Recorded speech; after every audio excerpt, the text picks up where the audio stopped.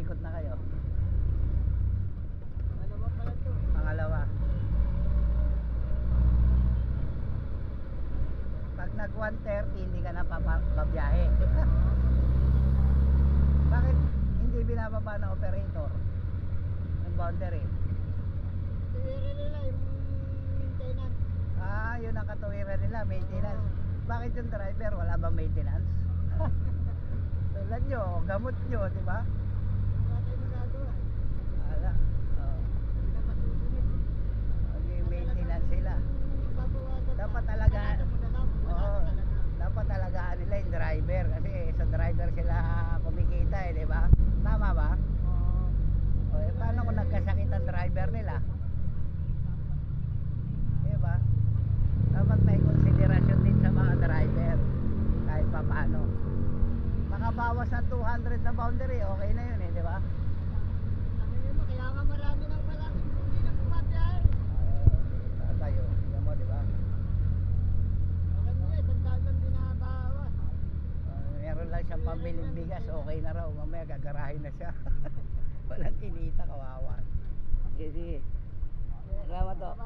Okay. Ayun, no? Ganun. Ganun katindi.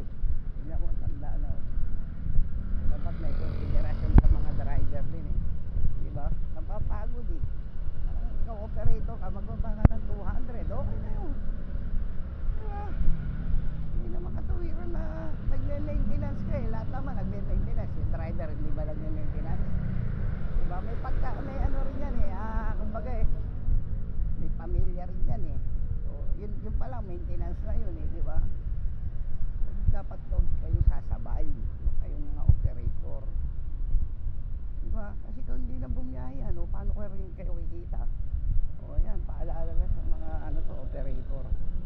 Huwag ganon. Maalig din natin yung driver natin. Kasi pag bumiyahe ni tata, yung tanda na yun ha. Senior na yun, palagi ko. Huwag na santolan, oo. Ira jeep. Tamo, maghapon siya, umiikot. Interview ko. Ang gaano kinikita? 200. Grabe. Meron lang pantawid, gutom lang.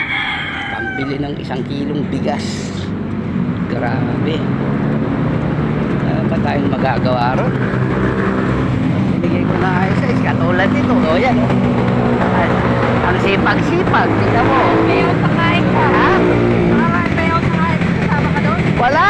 Hindi ako kasama sa ganyan. Payout. Ikaw pa na yung payout mo yun. Eh boss. Ha? Wala. Ayun. Iilan-ilan lang ang jeep. Bihira ang jeep. Ay nako. Tapos na to. Ayun, interview natin kay tatay. Umupo tayo sa harapan. Kinikita niya raw 200 lang. Dapat kahit mga konsiderasyon naman sa driver, operator ka. Diba? 200. Kasino lang naman din 200. Hindi ka lang mapapawasan ng kalahating libo.